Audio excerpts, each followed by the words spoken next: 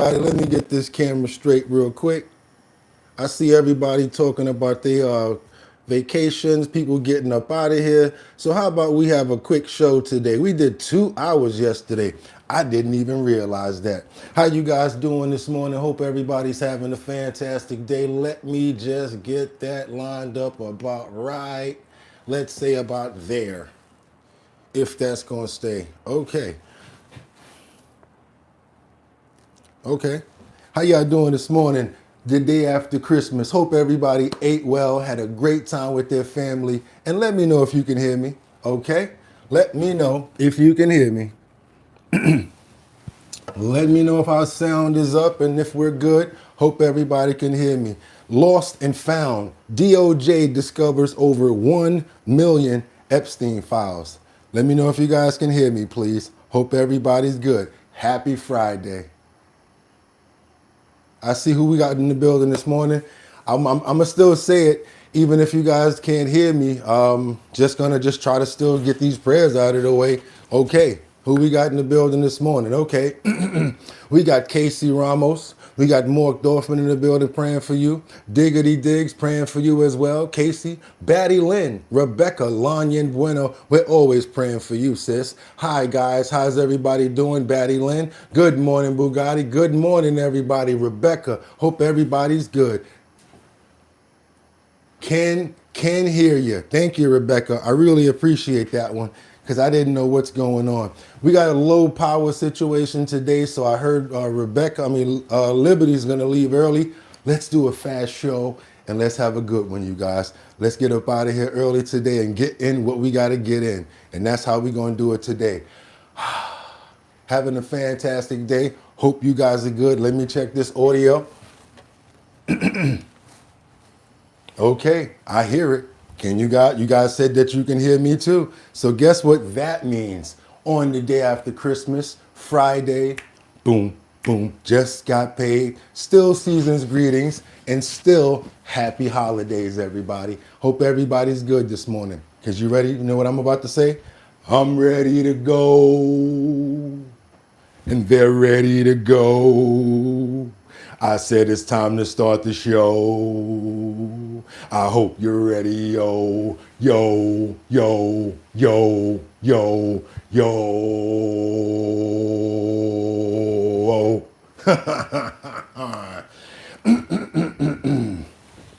Wind it up for 6 o'clock. Wind it up. Still celebrating holiday. Wind it up. Wind it up. Y'all know what it is. 5 more days to our anniversary. Let's go.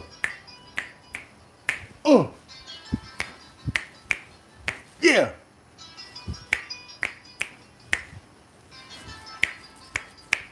Ole. And we gotta open up those pores. We gotta open up those pores. We gotta open up those pores. Yes, Christmas is over. So yeah, the holiday songs are over. We can get back to the hustler, baby. I just want you to know it ain't where I've been. It's where I'm about to go. Give it to me. Give me that stuff, that sweet, that nasty, that gushy stuff. I said, hustler, baby. I just want you to know it ain't where I've been, but where I'm about to go. Now, I just want to love you and be who I am. But with all this cash, I make you forget your man. Now give it to me. Give me that stuff, that sweet, that nasty, that gushy stuff. But don't bullshit me. Give me that stuff, that sweet, that nasty, that gushy. Now when the Henny's in your system, ain't no telling will I fucking will I diss them. That's what they be yelling. I'm a pimp by blood, not relation. Y'all, I'm a hustler, baby. If y'all know me, I just want you to know, for real. It ain't where I've been, it's where I'm about to go. That's right, y'all. Y'all know why we open, right? It's the day after Christmas. It's Friday. And if pump that beat. It's Friday the 26th. That's right, y'all. It's 2025. I'm your host, Bugatti NYC, and this here's our bottom line, where we be talking about this and that and that and this and this and that and that, but we be talking about this and that and that and this and this and that. Just got me lit. Hustler, baby. I just want you to know. How many of y'all could stay on the dance floor when that song came on? Stop playing. As soon as you heard the y'all was like, hold on a minute. You put your drink down. When the honey's in your system, ain't no you be out there like, stop playing. That's like Go Shorty, it's your birthday. That's like one of those songs, a whole dope 2000s anthem. And that was for y'all. Hope everybody's having a fantastic day. It's your boy Bugatti NYC, and like I always tell you, you could have went anywhere. Fact of the matter that you came here to chill with me, I appreciate you. It's our bottom line, our time. Current events, trending topics, and doing what we gotta do. Y'all know what I'm gonna say right now, right? I'm gonna tell you guys, I got 5 on it. I'm gonna stack the deck with 5 videos. I'm gonna ask you guys to stay on topic, stay on point. Let me know where you're chiming in from, what time it is, and where you're chiming in from as well. We're not gonna play around this morning. We're gonna get up out of here, get it in, do the show, and take no prisoners. It's your boy Bugatti NYC. Let's see who we giving the shouts out and morning prayers to. With Rebecca Lanyan Bueno. I see Sal. I see Miss Swanza. Also Audrey, Indiana, Casey, Sal, Rebecca Lanyan Bueno, Miss Swanza, and Shirley. Also Sam Champion, everybody who's on vacation right now. Who else we talking about? Let's try not to forget Kendra Walker, Tim the Jim, and everybody else that's family that always holds us down. And don't forget Luigi and people like that as well. Hope everybody's having a fantastic day. Amen. Let's get it in, you guys. It's time to go. You know what I'm ready to say, right?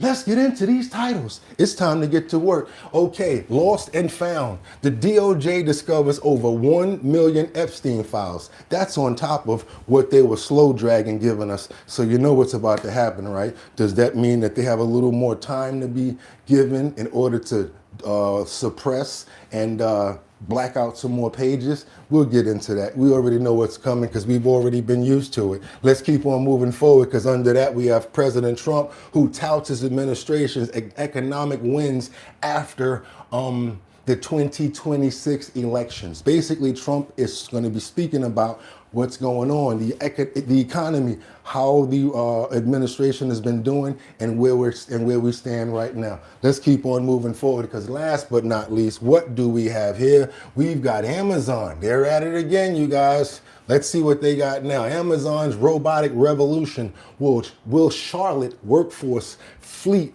feel the shift? You guys already know what's happening. Robotics, AI, all sorts of new things that are about to be implemented in all of these new companies. That means a lot of people's jobs are going to be at risk.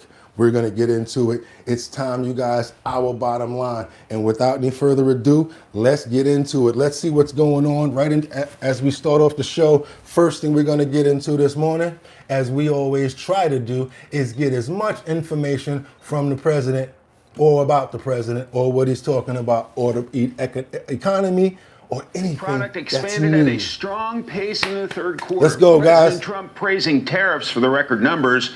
This is the Faulkner Focus. I'm Mike Emanuel, in for Harris. The U.S. economy is gaining plenty of momentum. New consumer data reveals a surge in spending from this past July to September. GDP hit an annual rate of 4.3% in the third quarter, the highest in 2 years. President Trump can add to his collection of economic wins, which also includes less inflation, higher wages, low gas prices, and more. Here's National Economic Council Director Kevin Hassett with a preview of next year's financial outlook. Everywhere you look, it's like, oh, it's a completely surprising north of 4% number. But the point is that President Trump's policies are working, and they're very visibly working now because we've seen the data. But the question for Americans is, like, how do you think about what's going on next? What about next year? And the bottom line is we've got everything lined up to have a great year, a golden age for America. Optimism is clearly in the air at the White House. Here's President Trump touting his recent string of economic wins. Look, we have $18 trillion coming into our country. We have, I believe, we're going to have the most successful economy in history. Now we have the greatest country in the world. I'm telling you, hottest. We're the hottest. There are those that say we were a country that was really not going to make it. And they were saying we were not going to make it. Now we have the hottest country anywhere in the world. They're all saying it. Let's bring in Fox News contributor. Well, you know what I'm hoping for? I'm hoping that it gets hot in here. Yeah, in here. We need some of that heat. You need some of that heat. You need some of that heat in your bank account. Let me see. Let me run off some names real quick. Audrey could use some of that heat in her bank account. 13 could use some of that heat in their bank account. Diggity could also use some of that heat. Indiana could use some of that heat in their bank account. Who else could use? I think everybody who's in the chat today could use some of that heat, but the right way in their bank account. Let's keep on moving forward, you guys, because you know we have to play both sides of the coins in order to be fair. Let's see what the Democratic strategists are saying about the voters and the accountability for the administration. Let's keep on moving forward, you guys. Hope y'all had a fantastic Christmas. So we're going to bring in Luke Ball, Republican strategist and CEO of Compass Strategies, as well as Doug Schoen, Democrat strategist and former advisor to President Bill Clinton. Doug, Luke, great to see you guys. Thanks for joining us on this Christmas Eve. Doug, I want to start with you. We heard in Darren's report there, this report from the White House Economic Council claiming that inflation is significantly lower in red states than it is in blue states. How do you read that? And do you see that as a potential political liability for Democrats heading into the midterms next year? You know, I think from what we saw in the November elections and what the polling is showing us is voters across the country, regardless of location or party, are holding the administration accountable for inflation as they did Joe Biden. Now, it's certainly true that liberal states, particularly those with big city mayors, have much more problems with governance than do red states. And I think it's certainly the case that the quality of life frequently in red states is better than in blue states, especially blue state cities. But from every indication we have from the polls and every indication we have from the Virginia election and the New Jersey election this November, voters are holding the Trump administration accountable. And I think there's a real fear in the administration they could lose the midterm elections, especially control of the House. Yep. Never know what can happen nowadays. You guys are talking about Jasmine Crockett don't have a chance. Yeah, we thought that about Mom Dami. And what were we talking about then? The Costanza effect. I owe you some more videos, but what I would appreciate, if you can double tap that screen and get those likes up. Also, if you haven't subscribed already, what you waiting on? Become a member. It's the #1 show at 6 o'clock until we're done. Let's keep on moving forward, you guys. We got Trump. The administration seeks to cancel thousands of asylum cases and deport applicants. That's what data's showing. So if you've already been here applying, they're looking to cancel your applications. Let's get into it, you guys. Double tap that screen and get those likes up. CBS News has learned the Trump administration is seeking to cancel thousands of asylum cases and deport the applicants to third-party countries.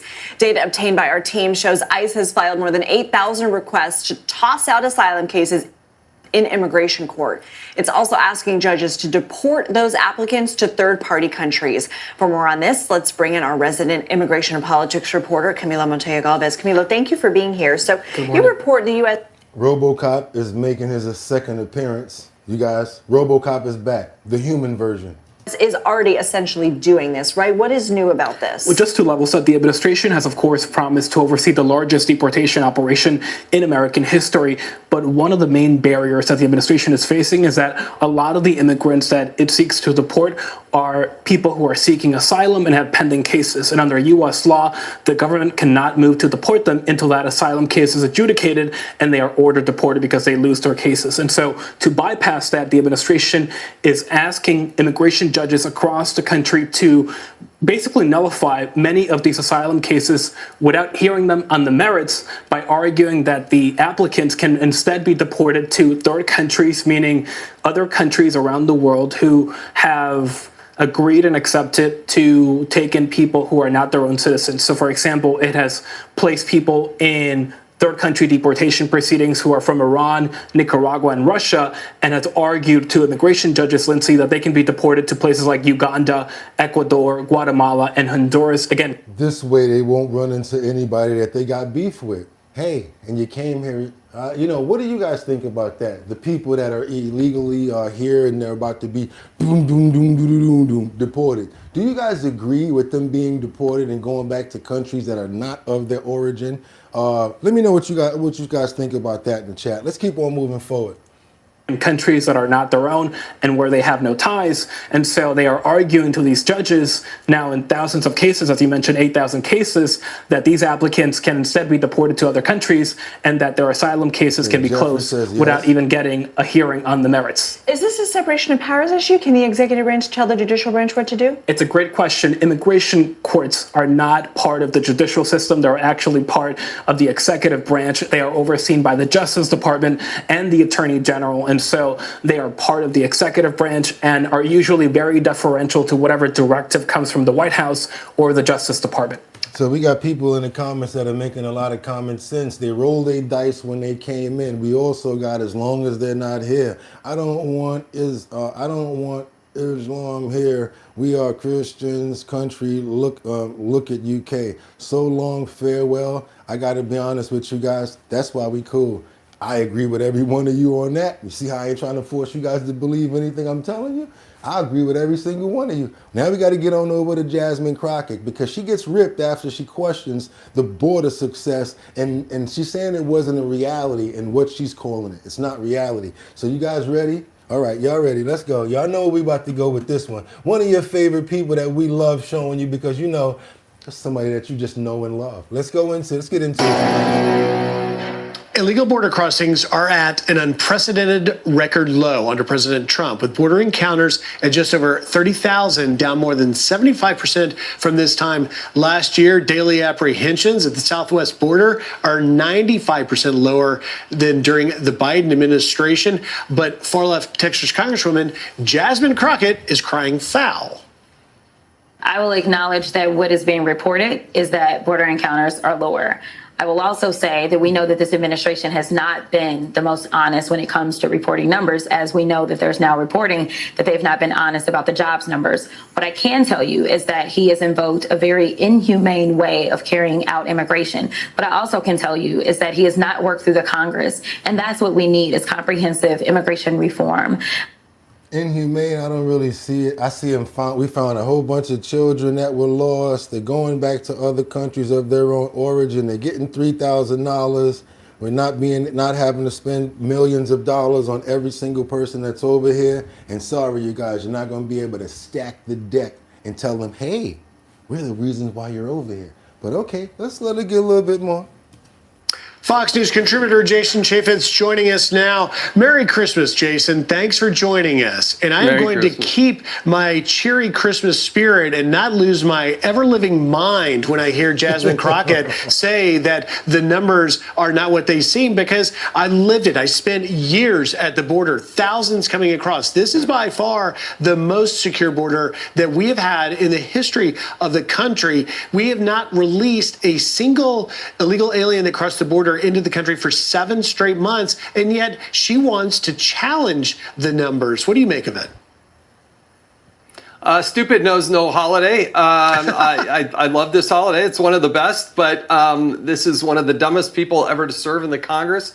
And to suggest that the numbers are anything other, she needs more proof of that. Of course, she doesn't have that. President Trump took the mandate from the American people, secured the border. It is more secure than it has ever been before, and he's going to continue to do it. Don't tell us that you need, comprehensive immigration reform. I was in the House of Representatives, and you know what? The Democrats had the House, the Senate, and the presidency. Did they even introduce a piece of legislation? No, they did not, let alone pass anything. So you can cry me those crocodile tears, but that is not the reality of what happened. And if she's got a bill, introduce it. But you know what? We got to lock down that border, get rid of the rewards and incentives, say no to amnesty. All of these things Donald Trump is doing. That's why he got elected. And that's why she's just going to be somebody on YouTube once upon a time. Nothing more.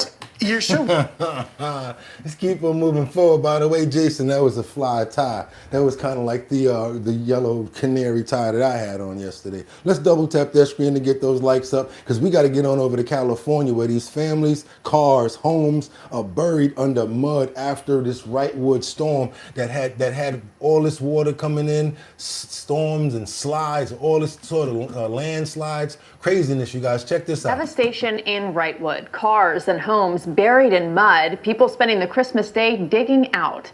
CBS LA's Zach Boetto shows us the destruction yesterday's rain left behind. All the debris around us is from those Christmas Eve storms. Now, the town of Wrightwood lies just below the 2024 bridge fire burn scars. So when that intense rain came through, there was nothing to hold that debris that came through. And just take a look how it's covered this residential street here. They said 5 feet of mud is behind this house right here. You can see it's gone through some of these homes. It's frozen some of these cars here on the street. Residents not able to get their cars away from here. And with the temperatures dropping and more rain expected for tonight, they're hoping that this next round of rain doesn't bring as much destruction. It was like an aquarium. Tonight, as many families are celebrating Christmas in their living rooms, Misty Chang has mud up to the windows in hers. It's a lot of years, of hard work lost. Walk through this way, the house. Now you're looking at 4 or 5 feet of debris piled up behind this house. Intense flash flooding throughout Christmas Eve, bringing millions of gallons of rain, mud, and debris barreling through the town of Wrightwood, causing widespread damage to cars, homes, roads, and city utilities like power and water.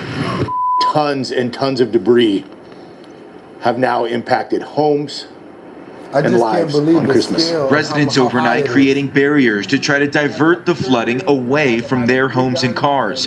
But the debris flow coming down the mountain stemming from the 2024 bridge fire burn scar was moving too quickly and with too much force to keep it from destroying property. It was pretty wild, man. Never seen anything like it.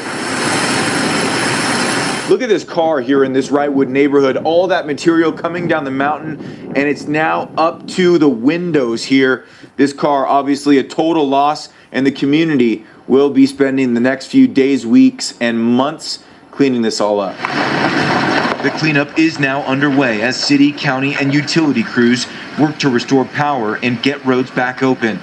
Residents are hunkering down for tonight's round of rain, now hoping it doesn't bring more destruction. You're not doing that with no shovel. You're not doing that with no bunch of people. I'm glad they had that excavator out there, that bulldozer, because they're going to need a lot of them. We want to pray for everybody that was affected by this situation and hope that they make it through with flying colors. And we pray that no one lost their life in this, and that they're able to get their possessions back as much as possible. But we're going to thank God for the people that made it out. Amen. Let's keep on moving forward, you guys. Let's get on over to Venezuela. We got the secretive U.S. military planes annihilate a D.O.J boat in the wild combat footage. I don't know if this is the one that we already saw, where we see that they're switching up the artillery. I'll let you guys know right now. Let's bring in retired Navy Captain Brent Sadler now. He's also a former Pentagon official and senior fellow at the Heritage Foundation. Brett, great to see you. Hey, great to see you as well, and Merry Christmas. It is such a relief, and it's just long overdue for a president to actually come down hard on Venezuela and its leader, Nicolas Maduro. What do you make, first of all? I think the thing about it is no one is used to someone doing it and actually implementing it this strong and going this hard. Of what Trump has done so far regarding trying to stop this narco trafficking crisis that we've seen now for decades, and nobody's ever done anything about it until now. Yeah, I mean, for historical context, we've been fighting this war against the narco cartels that span more than any one country. It's bigger than Venezuela since the late 80s.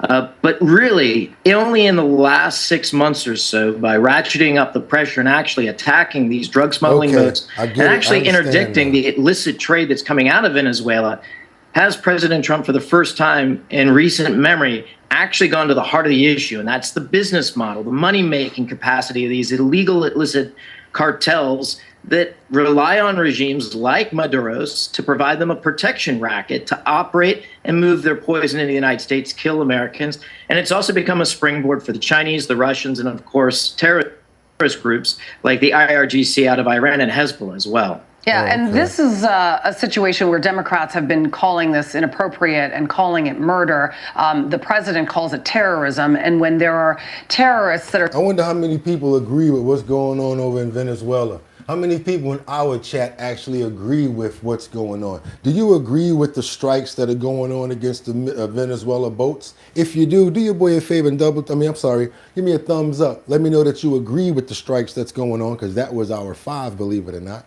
That was our 5. I'm in the comments now. So let me know if you agree with the strikes that's going on against Venezuela, or if you disagree. If you like to put in why you don't disagree, that's fine as well.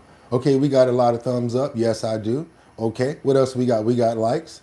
We got show proof. Okay, that's a thumbs down, I guess. No, absolutely not. Okay, 100%.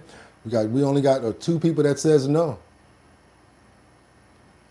We can hear you, bro. Okay, thank you so much that you can hear me. I appreciate that. I really appreciate you letting me know that, by the way. Seriously about that. I really love you for that one. Okay. I feel there is worse than Venezuela. You're right about that. I do believe that as well.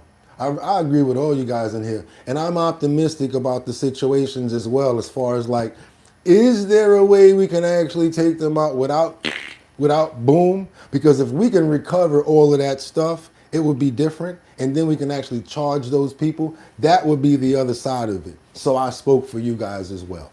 I understand all my thumbs up as well, and I agree with you guys. Thumbs down, I don't agree. I think it's okay to take them out because they're trying to take us out when they're bringing it here. But you guys are more than welcome for your comments, and I appreciate you. Let's keep on moving forward right now, because we got pulled 60-minute segment on migrants in prison under the Trump administration. This is their policy is, what's going on is a video has been leaked.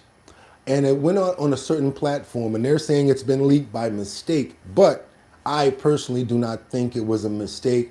And it's been leaked probably for a purpose, and the purpose is this. They're probably trying to get some information or a message out, but I want you guys to check this out. It's a piece that I've been doing a little bit of homework on that I think we should be looking at. A pulled 60-minute segment about migrants deported to a notorious Salvadorian prison under the Trump administration is now spreading online.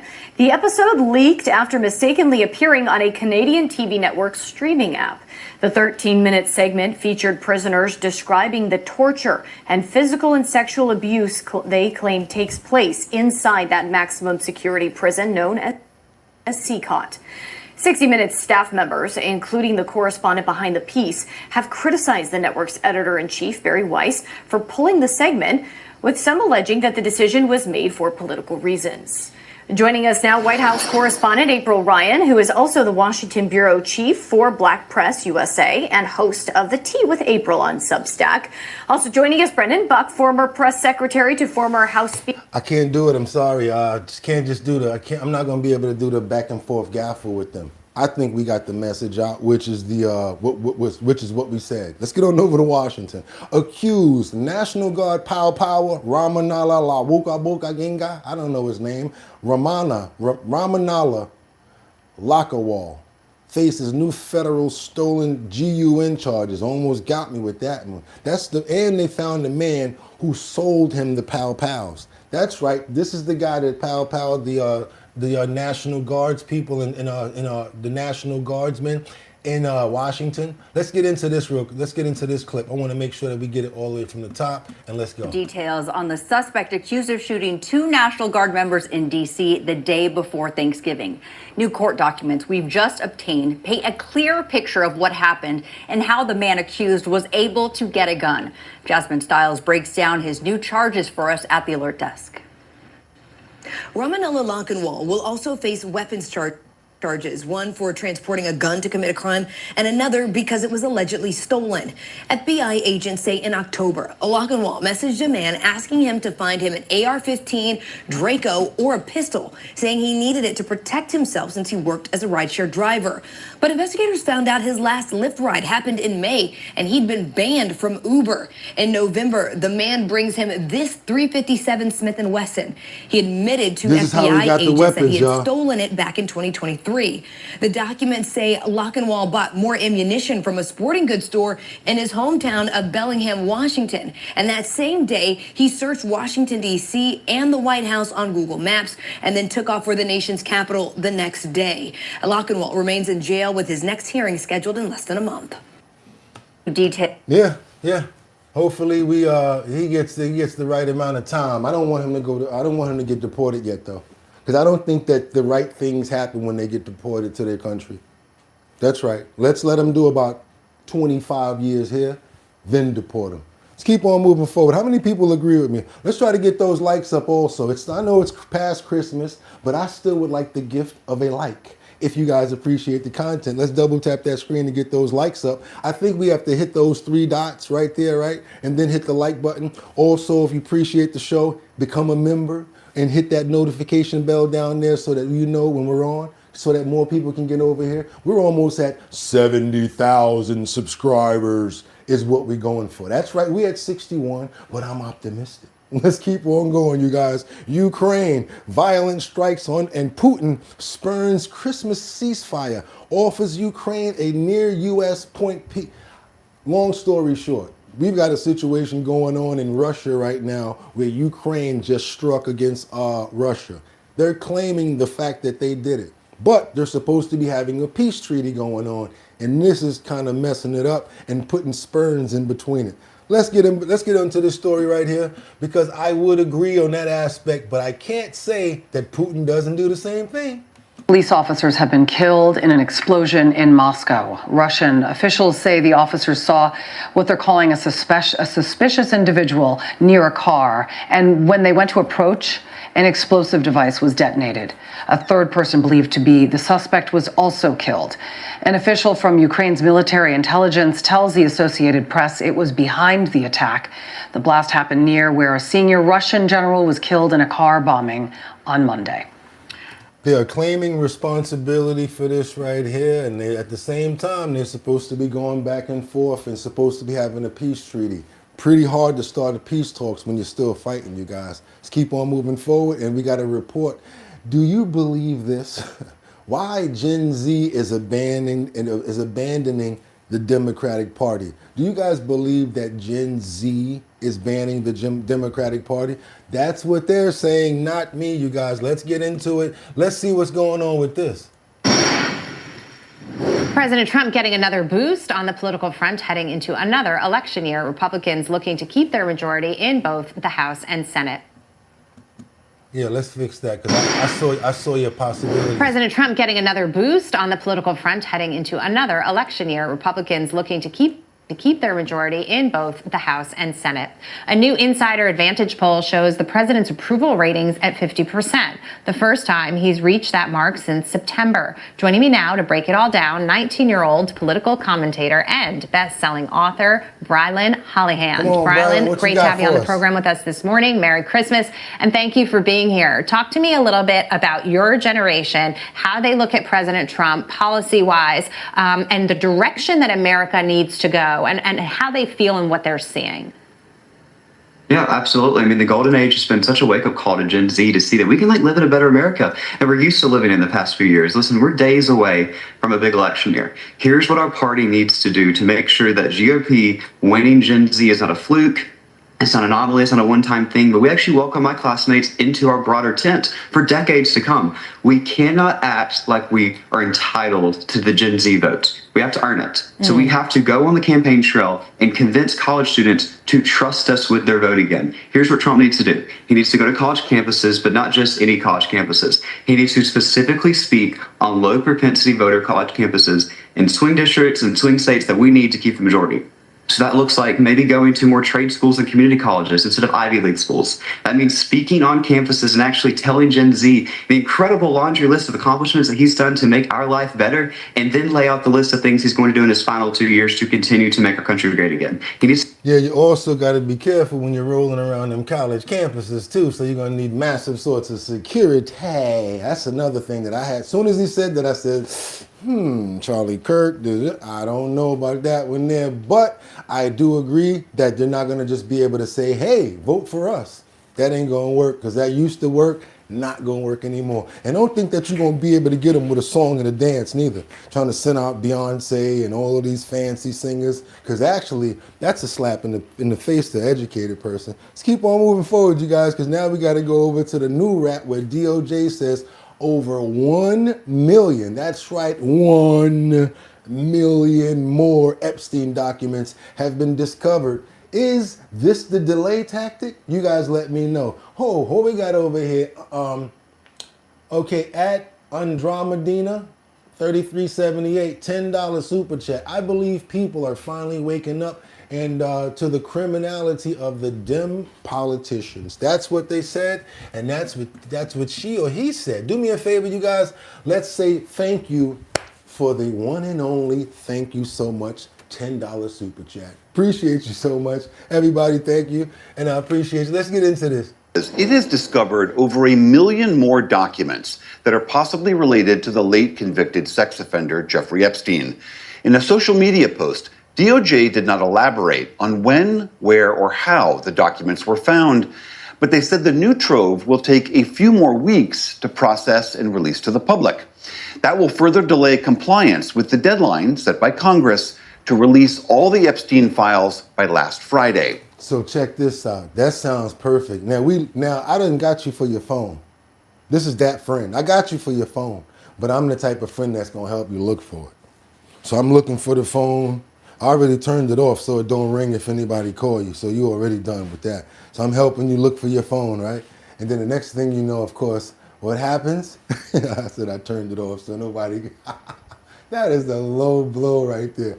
I'm trying to make the comparison to what's going on here. The way that you take away one thing and you say, hey, I found these cookies over here. Hey, I just found this $500 under the bed. Hey, I just found this. Yo, homeboy, can you just help me find my phone? That's what we're trying to get to. We're trying to say, can we just get to the files? Don't try to say, hey, we found 1 million more files. You mean the files that you guys were holding out just in case this happened? I'm just saying, don't get mad at me. Don't be mad at me, because that's just my thoughts on the point. Let's keep moving, y'all. A dozen U.S. senators have urged helping you look for your phone while you know they done stole it. That's that type of friend. The Justice Department's Inspector General to investigate this ongoing delay. Returning to the war between Russia and Ukraine, an explosion inside Moscow. No, we talked about that. We got that covered. We got to keep on getting into these files, but I appreciate you and your introduction. Now to the latest on the Jeffrey Epstein files. The Justice Department says it has uncovered more than 1 million documents that are potentially related to this case. Our chief White House correspondent, Selena Wang, is near Mar-a-Lago, where the president is spending the holiday week. Selena, good morning.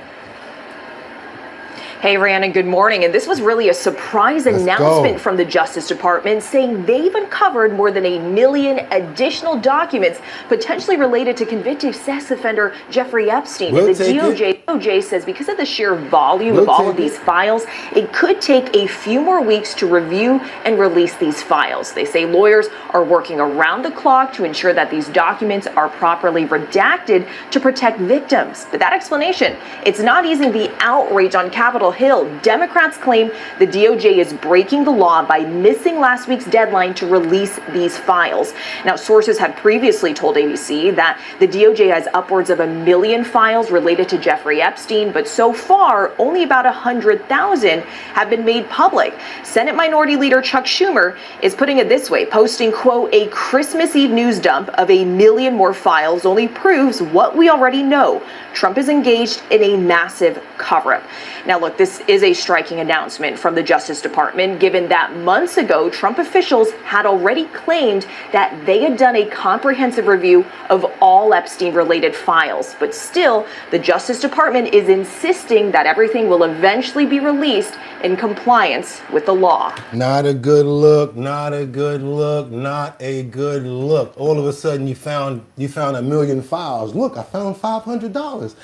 Like I said, can you just help us find what we're looking for? Let's keep on moving forward because it ain't over. We got some more information here directly from President Trump. He didn't say it himself, but he definitely posted on Christmas Day on Truth Social about the matter. Let's get into it. Welcome back into Live Now from Fox. I'm Shauna Kalafi. On this Christmas Day, we have a new post from President Trump on Truth Social, this time addressing the Epstein investigation. This is it right here, a lengthy post. We're going to read this out for you. So President Trump says, "Merry Christmas to all, including the many sleazebags who loved Jeffrey Epstein, gave him bundles of money, went to his island, attended his parties, and thought he was the greatest guy on earth, only to drop him like a dog when things got too hot. Falsely claimed they had nothing to do with him, didn't know him, said he was a disgusting person, and then blame, of course, President Donald J. Trump, who was actually the one who did drop Epstein, and long before it became fashionable to do so. When their names get brought out in the ongoing radical left witch hunt, plus one lowlife Republican, Massey, and it is revealed that they are Democrats all, there will be a lot of explaining to do, much like there was when it was made public that the Russia hoax was a fictitious story, a total scam, and had nothing to do with Trump. The failing New York Times, among many others, was forced to apologize for their bad and faulty election reporting, even to the point of losing many subscribers due to their highly inaccurate, fake coverage. Now, the same losers are at it again, only this time so many of their friends, mostly innocent, will be badly hurt and reputationally tarnished. But sadly, that's the way it is in the world of corrupt Democrat politics. Yep, that's the way it is. But I hope the onion keeps on peeling back no matter how hard the tears come down. And that's what he had to say. Well, I wanted you guys to see a little bit of information that I found on someone that we haven't had so much coverage on. Because why? She's locked up. And even though she's in minimum security, yeah, we still got some stories that's been coming out on her. Like this one out of New Hampshire, where Jeffrey Epstein files, since they've come out, it shows that Ghislaine Maxwell was arrested. When she was arrested, it was in New Hampshire. She lied and said her name was Marshall, not Maxwell. She even had a cell phone wrapped. You know what? I'm gonna let them tell you. She thought that she was gonna get away with this old tactic, you guys. She thought that she was going to get away with this. Amy, thank you. And following the release of those additional Epstein files, we're learning more about Ghislaine Maxwell's arrest here in New Hampshire. WMUR's Mike Moses has been looking at the documents and joins us live in studio with more. Mike. Tom, convicted child sex offender Ghislaine Maxwell was arrested here in New Hampshire on July 2nd, 2020. Documents show federal agents obtained search warrants to pinpoint the exact location of her cell phone. Maxwell was arrested at this multi-million-dollar Bradford home, which has been for sale since July of this year. In bail hearing documents where the prosecution was making arguments that Maxwell was a flight risk, the government detailed her arrest, saying in the home she was in the back. It was a back home up a road and it had a locked gate and private security. And after federal agents announced themselves through a window, the agents saw the defendant ignore the direction to open the door and instead try to flee to another room in the house, quickly shutting the door behind her. Agents were ultimately forced to breach the door in order to enter the house to arrest the defendant, who was found in an interior room in the house. They also noticed a cell phone wrapped in tinfoil on top of a desk, a seemingly misguided effort to evade detection. So she wrapped her phone in tin foil, thinking that was going to make them not be able to locate her. Oh my God, that's you tried. A cell phone wrapped in tinfoil on top of a desk, a seemingly misguided effort to evade detection. The Bradford police chief recalls their involvement in the raid 5 years ago. We got notified early that morning, July 2nd, 2020, that the FBI was conducting a operation in the town of Bradford and asked that we have an officer attend the briefing that they were holding. I attended the briefing that they were holding at, I think it was about 5:30 in the morning. And then my job that day was just to lead them up to the residence at 338 East Washington Road. And that was about 8:30 in the morning.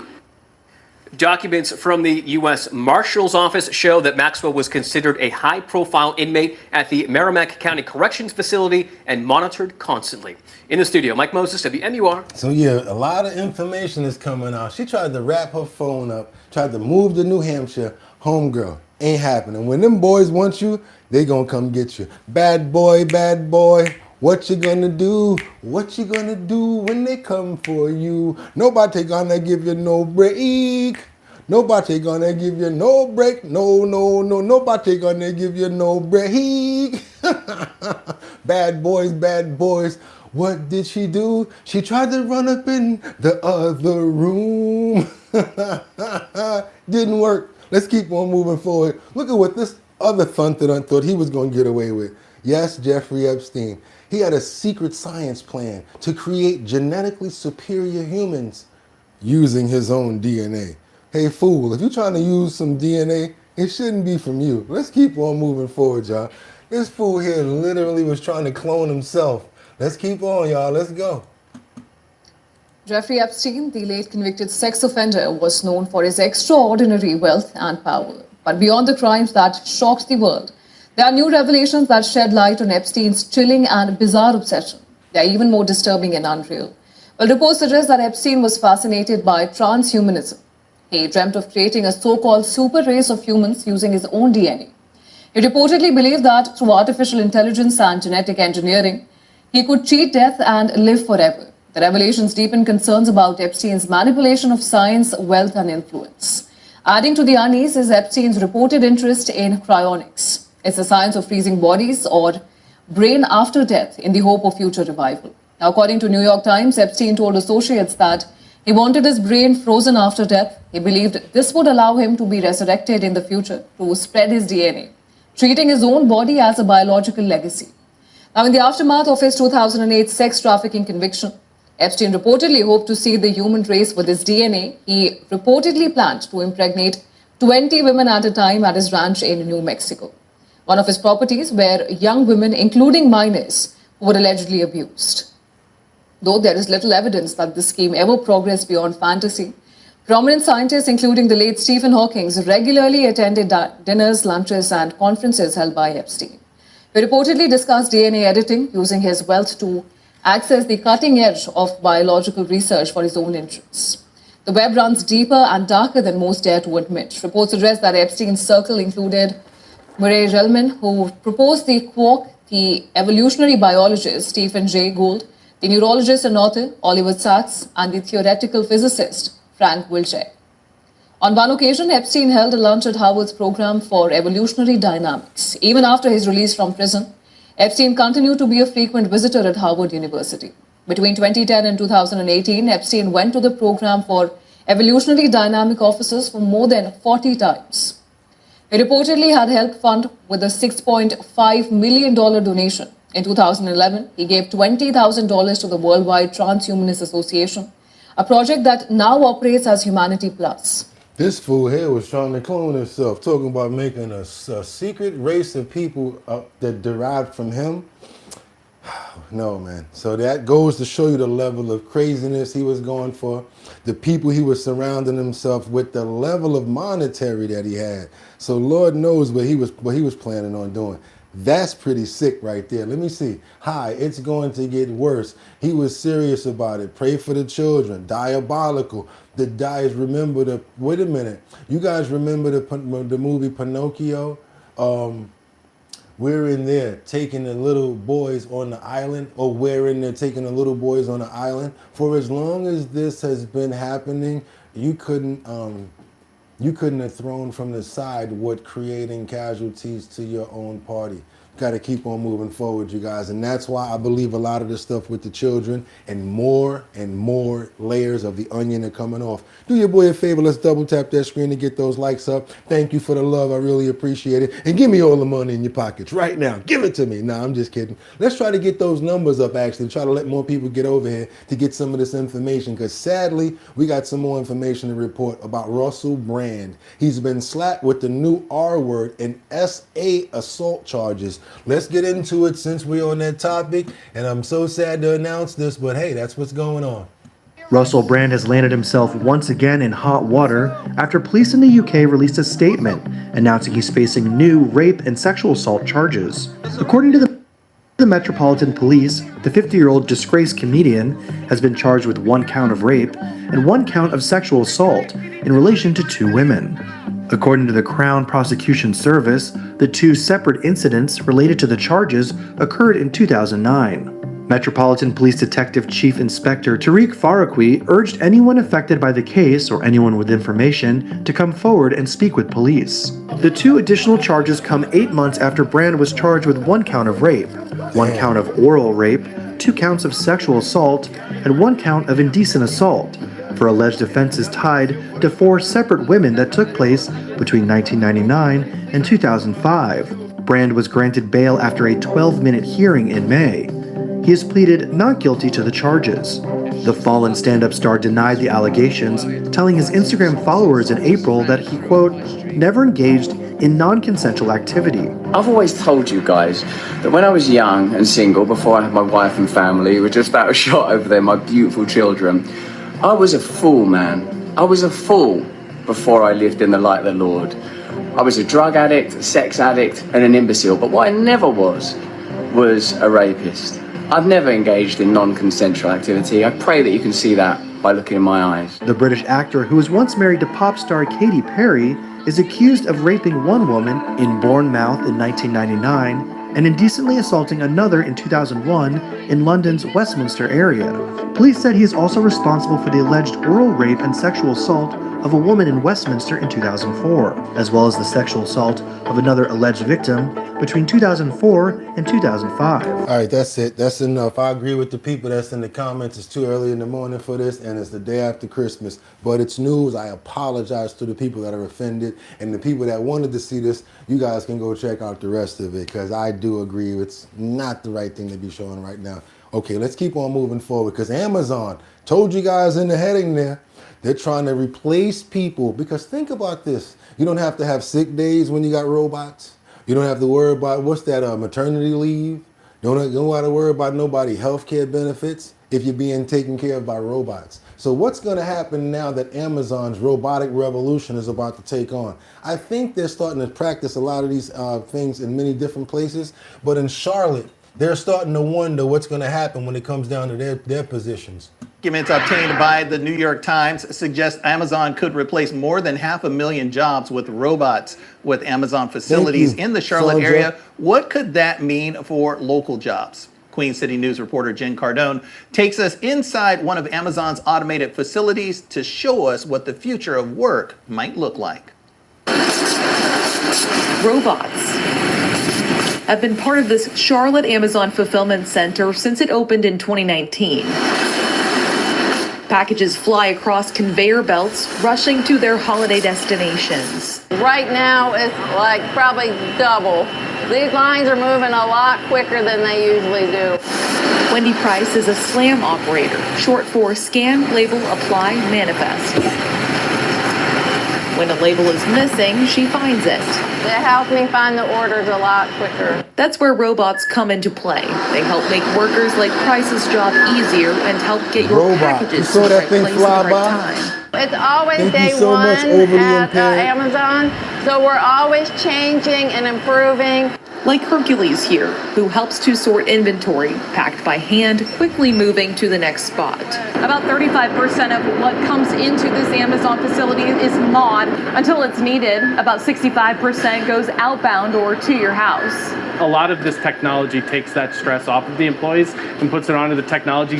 And it also frees up our employees to take on more advanced tasks. something Tyler Wilson has experienced since he started packing these in Florida over a decade ago. It's moving thousands of pounds of items all day, every day. That's stuff that I used to have to move, and I'm glad I don't have to anymore. He's grown into a role to predict outbound volume and organize the process. They're able to focus on really the part that we want to do, which is sorting actual customer shipments versus moving high volume of inventory. It's dope that they moved him up into a position because he probably was excelling, but I guarantee you they probably got rid of minimum 3 other people once they started to implement that system, and that's the plan. Full automation, full robotics, and don't have to deal with anybody when it comes down to humans, as far as like when it comes down to sick days, maternity leave, and all of that. So whoever's doing Amazon right now, I would suggest probably want to start looking for another field of work. Let's keep on moving forward, you guys, because we got this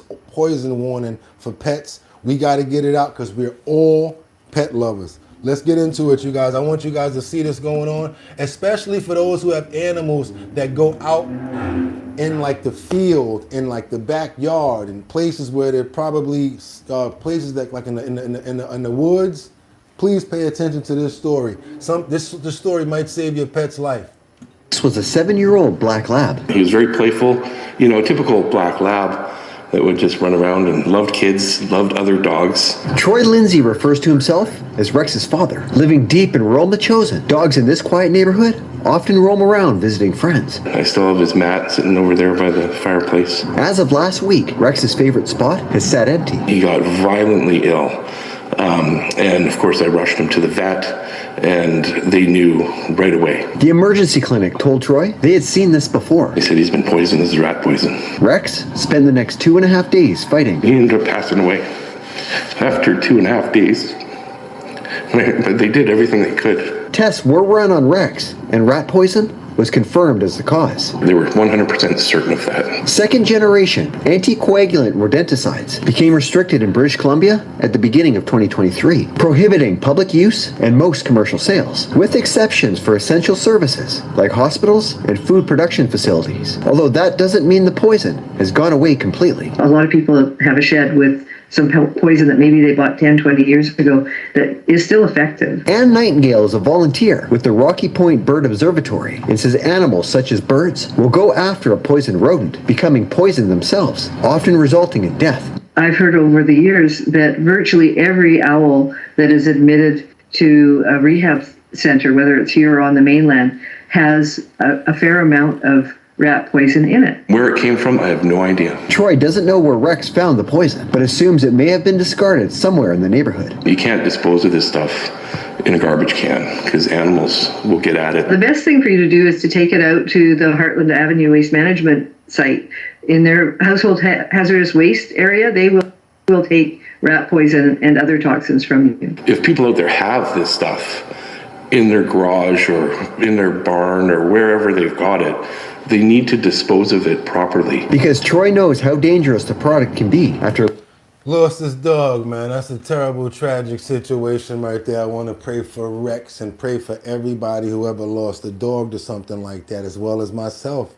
And I want to make sure that we can do everything that we can do to protect our friends. They're like our family members. Amen. Let's keep on moving forward. We got to go over to Florida, where we got this YouTuber, Adam the Woo. He's been found unalived in his home at 51 years old. Not trying to say that there was anything that happened to him. I just can't say the certain word. Welcome, everyone. Adam the Woo here. Join me. Shall you? Join me. Shall you? You good? Yeah, it's slightly terrifying. Join me. Shall you? YouTuber Adam the Woo, whose real name was David Adam Williams, found dead at his home in Florida. He was 51 years old. This probably would be more appropriate for you than I think you're prettier than I am. Adam's sister Faith confirming the news with a statement on Facebook saying in part, "I am in complete despair. My big brother, my biggest supporter, my only sibling died today and I don't know how to handle it. My heart is broken. Nothing will ever be the same again." Adam's cause of death hasn't been revealed, but according to multiple reports, police conducted a welfare check on Monday and left when no one answered the door. They returned hours later after a friend climbed a ladder to look inside a third-story window. They saw Adam lying lifeless on a bed. He was pronounced dead at the scene. Looking forward to seeing this with my own eyes. Adam made his YouTube debut in 2009 and earned more than 1 million subscribers by sharing daily vlogs, theme park tours, and videos exploring other famous pop culture sites. The filming locations of Forrest Gump, starring Tom Hanks. Warner Ranch, not Warner Brothers Studios. This place is so much history. He took fans along on his adventure to visit all 50 states, and before his death, he'd just returned home from a month-long trip to Europe. I'm back in Celebration, Florida for my international travels, leaving Malta and heading to Switzerland. I'm going to be spending my last day at Disneyland Paris. I'm very content with the past few days and all the things I've done. I'm out of here. It's been fun. It's been a fun trip.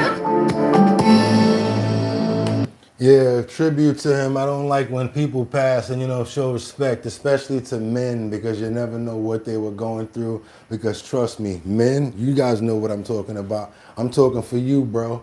For you in the chat, for the person that doesn't get the love that they think that they should get, doesn't get the person that say, hey, man, I respect you, I appreciate you.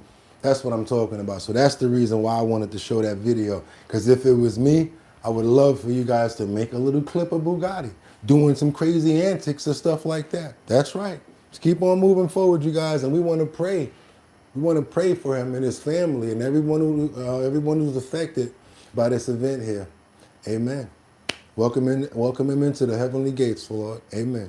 We got this high school basketball retiree who nearly loses his life, but guess what? Parents and staff, they wasn't going for it. As soon as something happened and they looked at him, they jumped into play. Refereeing high school basketball games can be a thankless task, but those who undertake it do so for the love of the game. For one such ref, though, in Arkansas, the game almost turned tragic last month. Thanks, though, to the quick action of trainers and parents, Little Rock Sports Director Tyler Cass tells us the only tears were those of gratitude. They saw me die during a basketball game. Nosakere Holcomb has loved the game of basketball his entire life.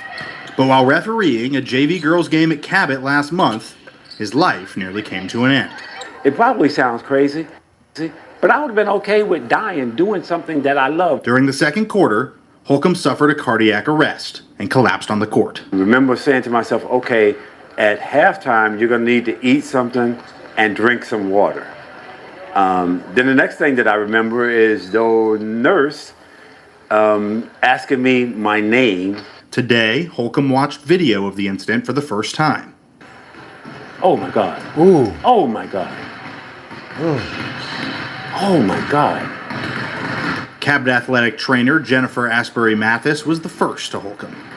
I got up and I ran over and I started to check a pulse. I didn't find anything, and that's when Miss Hicks and Miss Boyd came. A pair of basketball moms and healthcare professionals quickly moved from cheers to chest compressions, while Asbury Mathis got the defibrillator. She was just watching the game. Saved my life. I'm glad she likes basketball. So happy that we were at the right place at the right time, and we were able to get his heart back going again, and that he was able to spend Thanksgiving and Christmas with his family. Just seeing his face was amazing. Seeing him smile, because whenever we saw him on the court and were taking care of him on the court, we weren't sure what was going to happen. Wow.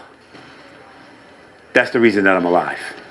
Okay, that's the reason that I'm alive. And not just alive, but back to doing what he loves. So on day number 2 at the hospital, I said to one of the doctors, so does this mean that I have to no longer be active? They said, no, you actually need to be active. So the next week, I was officiating a basketball game. And now, 3 weeks later, back in the building where he almost lost his life, I'm a very fortunate person. Reunited with the women who saved it. Thought I was just going to do a basketball game. I died, and y'all brought me back to life. They're about to Yeah, now that's the Christmas miracle or forever miracle right there, boy. Y'all double tap that screen to get those likes up, because you know you don't be seeing stuff like that nowhere. We are the champions, my friends. Double tap that screen and get those likes up. If you have not become a member yet, what are you waiting for? Subscribe to the channel, hit that notification bell down there so that you know when we're on. We're going to keep on rocking and shocking. We got to get on over to Florida, Polk County to be exact. Lakeland, where this woman is no longer here because of a 13-year-old son, also who was piled by the father, just by request of changing the channel on the phone. I mean, the channel. All she wanted to do, I guess this argument happened about them, you know, an argument over the phone. I mean, the changing the channel on the television. Now, News Channel 8 at 10 on the CW Tampa Bay, sponsored by Farah and Farah. Good evening, I'm Paula Surreal. Thanks for joining us for News Channel 8 on the CW Tampa Bay. 2 people are dead and a young girl is in the ICU after a murder-suicide in Polk County. Guys. Sheriff Grady Judd says the crime is so heinous, even his own homicide detectives were horrified. News Channel 8's Ryan Arbogast has reaction from law enforcement and from people who knew the victims. Polk County Sheriff Grady Judd said it best. He calls this a crime that completely and utterly destroyed an entire family. Neighbors we spoke to here say they're shocked, they're appalled, and they're still at a loss for words on exactly how their street turned into a massive crime scene late last night. First comes the fire trucks, then the ambulance, then the cops. And what I'm about to describe to you is even 10 times that worse. A mother of 3, wife and friend, murdered in cold blood. This is things that are never supposed to happen. According to the Polk County Sheriff's Office, killed by the man she called her husband, 47-year-old Jason Kenny. Crystal Kenny, the wife of Jason, is shot in the head and dead. But it gets worse. Polk County deputies got a 911 call from Crystal's 12-year-old boy, running from his home along Lemon Avenue in Lakeland after a fight over TV channels got violent. As he's leaving the house, he hears a gunshot. Deputies arrived, finding Kenny's 1-year-old child unharmed and his 13-year-old stepdaughter inside bleeding out.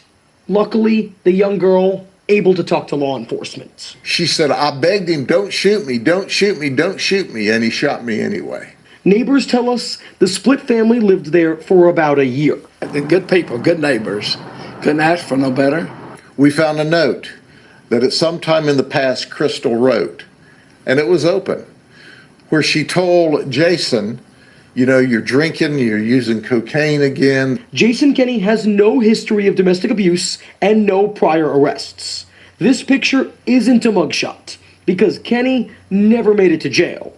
He drove to Lake Wales and shot himself, taking his own life. Quite frankly, I don't want to sound sinister, but the only thing he did right that night was shoot himself. Sheriff Judd says there's one good thing, one Christmas miracle, as he put it. The 13-year-old girl that was shot multiple times is expected to be okay despite being in critical condition. Reporting tonight in Polk County, Ryan Arbogast. Okay, at least we got one good situation out of that. I'm sorry that the deck was stacked in that form, you guys, but we're definitely going to pray for the tragedy that happened as well as the loss of life. And we're going to just say amen. Terrible situation right there, you guys. Let's get on over to Harris County, where we got a hero, is what an officer's being called. There was a woman that was rescued from an overturned vehicle, and it was caught on camera. Let's get on over to Houston, you guys, because, yeah, I know you guys got mixed emotions about what's going on here, but things happen that way. Good evening to you. I'm Caroline Collins. Merry Christmas Eve. Well, we begin tonight with a Harris County deputy being called a hero after pulling a woman from a burning car on the freeway. Fox 26's Carrie Spelger joining us in the studio live. Now, Carrie's, the video, though, is pretty hard to watch. It is pretty hard to watch. It's pretty gruesome. And Deputy Daniel Lozano has only been with the Constable Precinct 8 for about 2 years, so even harder task for him. But he says when he saw that car on fire, his training just took over. You're on me. This body camera video captures the moment Deputy Daniel Lozano ran towards a burning car on I-45 South and pulled a woman to safety. Cars are still flying by. She starts screaming. I knock on the window. I'm trying to break it to get her out because I see the flames. Won't break, won't break. Have to hit it a couple more times, and that's when I finally managed to smash the window open with my baton. Lozano says he was on his way to meet another deputy for a traffic stop when he spotted the car lying on its side. Without hesitating, he stopped to help. My main objective was just get there, and if someone's inside, get them out. After pulling the woman from the vehicle, Lozano says he grabbed his fire extinguisher, but the flames continued to spread. And eventually I just go grab my fire extinguisher, try to put out the fire. It's not enough, so we have to wait for the fire department to get there. And by the time firefighters arrived, the car was fully engulfed. Lozano says no one else was inside, and he's grateful he was able to save that woman's life. God put me there at right place, right time for a reason, and that reason was to be able to get this woman to safety. Right place and right time, Caroline. And Lozano says he doesn't know what would have happened if he had not stopped to help that woman, but he's thankful he had the training and the courage to act. Yeah, because she was in there with the window closed, so somebody else or anybody that was coming to try to save her would have to try to break that glass. Let's keep on moving forward, you guys. Fantastic story. We're gonna thank God for the the safety of life in this one and non-loss of life in this situation. And thank you, because we can get a car back, but we can't get a person and a human being back. Amen. Let's keep on moving forward. We got this man that's been locked up, and I don't think he getting out. Watch your head. What did he do? Yeah, after 50 pounds of not METHOD man, but METH was found in his holiday gifts in Jeffersonstown. Let's keep on moving, you guys. That's right. He had it wrapped up as presents.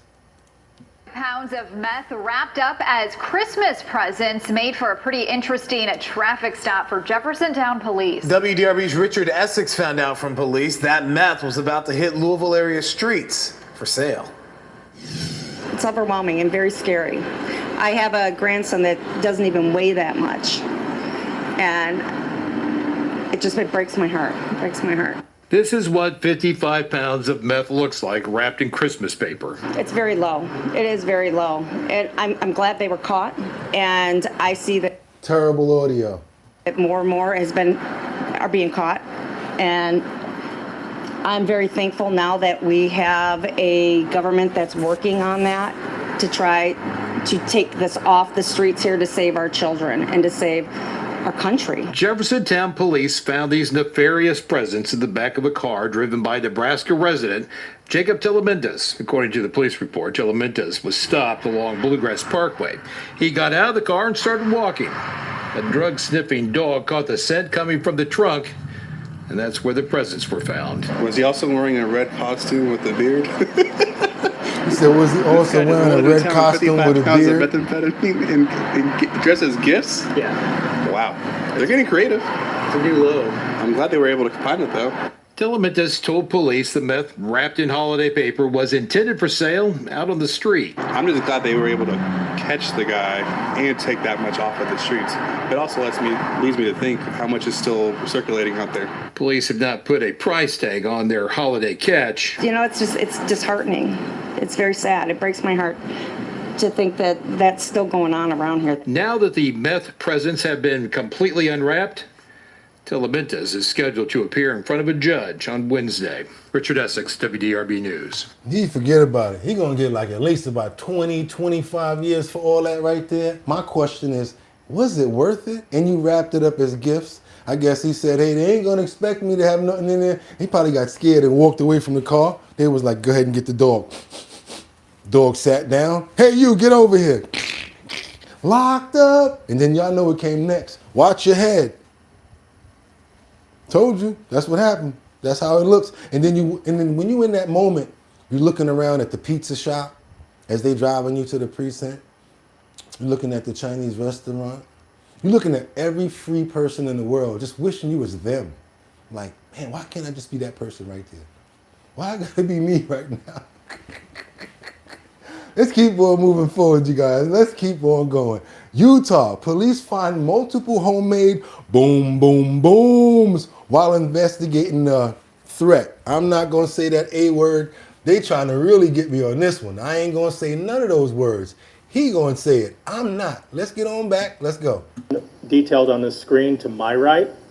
You So say there it. won't any need to answer those questions during the press conference. Following the press conference, we are not taking any questions from the media at this time. We foresee there will be subsequent press conferences to this once the They case got some unfolds. terrible audio on these This two. is a I'm case sorry, that started guys. yesterday. It's currently still active and ongoing. The incident or the arrest occurred in the 1300 block of Mill Creek Drive in Ogden, Utah. We received the call or the tip that came into our office at 4:33 yesterday afternoon. Chief? All right, they found some asymmetric stuff. Ogden Police Department. Information originated from a tip received by the Salt Lake City FBI field office and indicated online threats directed towards members of our Jewish community and Jewish houses of worship. The information further suggested that those threats originated from a location here in Ogden. Based on that information, Ogden police officers responded to a residence in the 1300 block of Mill Creek Drive. What they found? Officers made contact with individuals at the residence. Okay. And conducted an investigation that led them to believe the individual responsible for posting the threatening statements online lived in the home. As the investigation progressed, a search warrant was obtained and served. During the execution of the search warrant, investigators located explosive devices, explosive materials, as well as multiple firearms. Okay, so he was planning on doing something. We don't want to keep that going because the audio sucks. Let's keep on moving forward, you guys. I appreciate you guys sticking in with me on that situation. Let's go. Let's double tap that screen to get those likes up because now we got a quick thinking 12-year-old. That's right, 12-year-old. Not this kid was the smart kid to leave home alone. He actually could be a black version of the Home Alone kid. Quick thinking 12-year-old. They attempted. I want you guys to see what this 12-year-old did right here. He thwarts attempted burglary inside his own Long Island home. Check this out, you guys. Well, a Long Island family is crediting their 12-year-old with saving the day yesterday by doing all the right things when someone broke into their Medford home. Carolyn Gussoff spoke with the clever 7th grader about his quick thinking. I heard glass breaking. It may sound like the Christmas classic Home Alone, but this was no movie. 12-year-old Tristan Taylor of Medford was home alone in his Eagle Avenue bedroom midday Tuesday when he heard the kitchen window break and footsteps inside the house. A stranger was walking room to room. I said to myself, I have to get out the house. The real Grinch was up in his crib, y'all. The quickest way possible.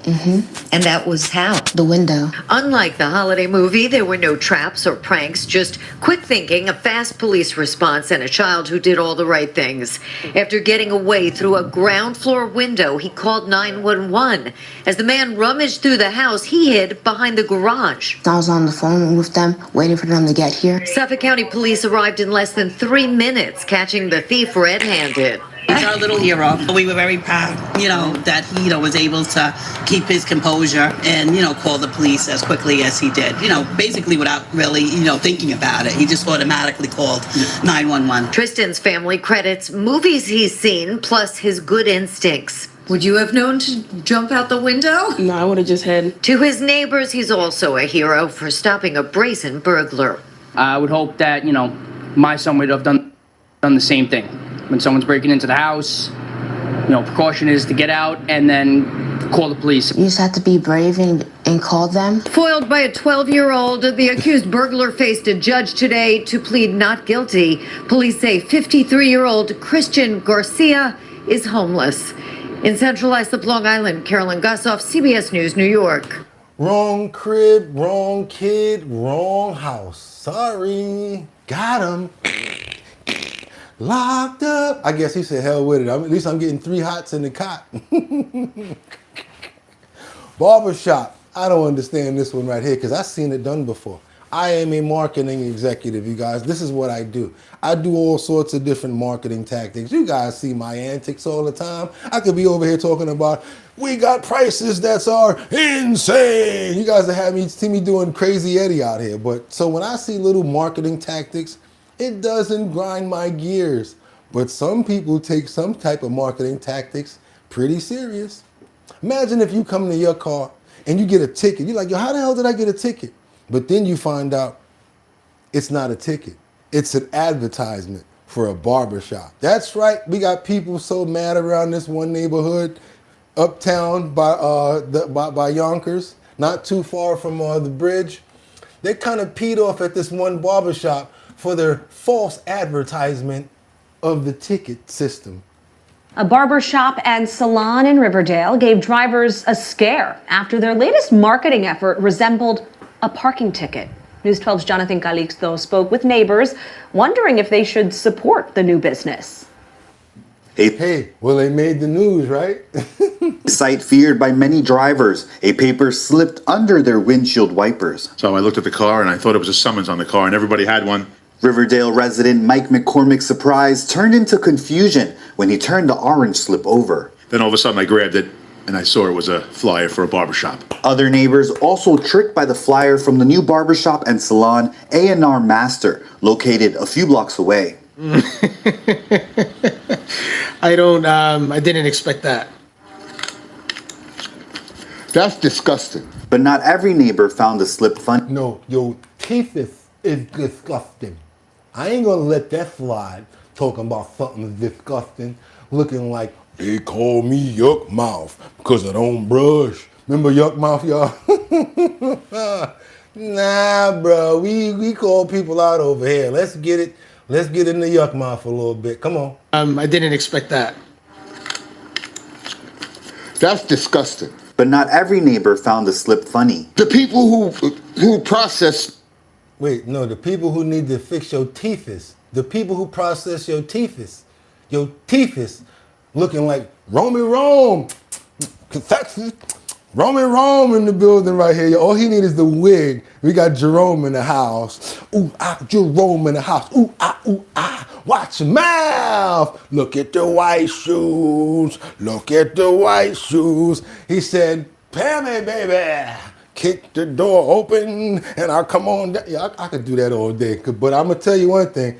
All your boy here need is the Jerome wig, and he's set for life. I'm going to let you go keep on going, Snagglepuss. Process this flyer should get a ticket. And while neighbors are relieved that these tickets are not real, others are wondering if this type of marketing is even legal. After receiving backlash online in a statement A&R Master shared in part, I apologize to the Riverdale community for what happened with the flyers. We didn't seek proper guidance and were unaware that it was illegal. I'm going to tell you guys like this. If you're trying to promote your business, do it. You ain't getting in no trouble for doing that. Make sure it's the same exact like whatever city, state, or county you in. Do the same thing. I done seen it done before. This is probably the 4th time I've seen it done, and there's just one little community got angry about it. But guess what? The people that get angry, okay, don't come through. But I bet you one thing, it's going to be a lot of people like, you son of a, you know what, I might just go ahead and get a lineup. It worked. Go for it. I suggest you do it. Trying to get your lawn service promoted, trying to get your business out there, traveling salesman or whatever like that, do it. Didn't come to this community to do wrong. Whatever. But the short-lived promotional efforts by the business won over some new customers. See, I might need a touch-up, so yeah, I might have to visit them. The failed promotion now a lesson learned for the business owners as they work to earn the community's trust again. I don't look at it like that. I don't look at it like that either. If it's saying a failed promotion, I'll look at it like wrestling. You know how wrestling, first people be the bad guy? People be the bad guy, right? Then the next thing you know, they go out there, they see like the one wrestler getting beat up by one good guy getting beat up or jumped by the good guy. And then next thing you know, one good guy come out the back. Like, one bad guy comes out the back. And you're like, who is he gonna jump on? And then he runs down in the cage and he jumps in, and all of a sudden he starts going crazy on the other bad guys. He grabs this guy, headbutts him, throws him out the turnbuckle. He grabs the other guy, boom, hits him with a power driver. And then, I'm gonna go there. Hulk Hogan comes to, and he helps him up, and Hogan's like, because he's got his back to him, and then he turns around and says, "You helped me, brother." And the next thing you know, that's how you become a good guy. So in the same instance of doing marketing that way, you got the people's eyes on you now, right? I'm gonna just give it to you guys all the way because I do marketing to live. You know what I would do? All those people that's angry, I understand you guys are angry, you probably won't come through. But this is the time you start going into the neighborhood because you got back to school, you got kids programs, you got a whole bunch of stuff, right? Now you need to start giving away $10 haircuts or $5 haircuts to little kids and the older people. Because once you start getting to there, you got them. You already got the eyes on you. Now you got to turn it and swing it the positive way. Trust me, you guys. Trust me. I know what I'm talking about. Did it all my life. Keep on moving forward. I had no back teeth. I wish I had back teeth, Audrey. Okay, looking sharp. Thank you, guys. I appreciate that, guys. I appreciate you guys so much. We got to get on over to Detroit. I want you guys to look out for this scam that they're trying to do on your phones right now. Because I know a lot of people use Apple Pay. You guys use your phones for a lot of things going on. And what do we do over here? We look out for each other to make sure that we don't get caught up in what everybody else gets caught up in. So now, a little bit of skizam situations we're going to get covered.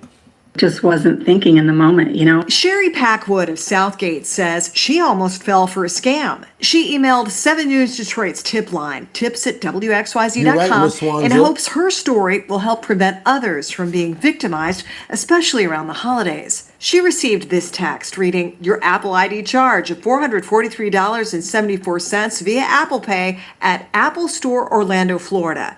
If you do not authorize this, then call this number."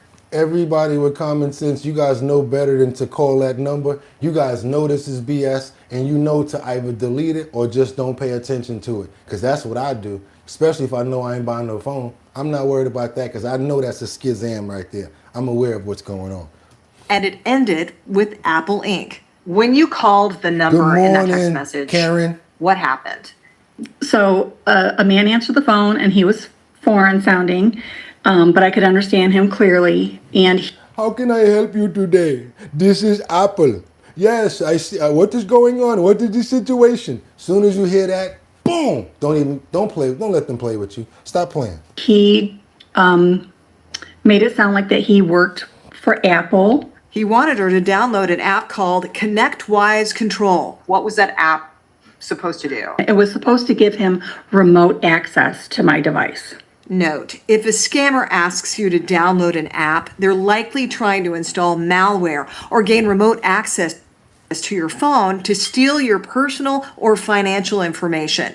Apple support will not ask you to download an app. What was the moment where you realized, oh goodness, this has to be a scam? It was after the ConnectWise didn't work and he wanted me to then go to my Safari and open up the browser for that and then enter in a URL address. That step also didn't work. So she bailed on the call and went to her credit union to make sure her account had not been compromised. Here are some red flags in this text. The number they ask you to call is not a real Apple support phone number, and the number the message is coming from is random as well. Also, the state abbreviation for Florida is oddly in quotes, and the word authorize is spelled with an S instead of a Z.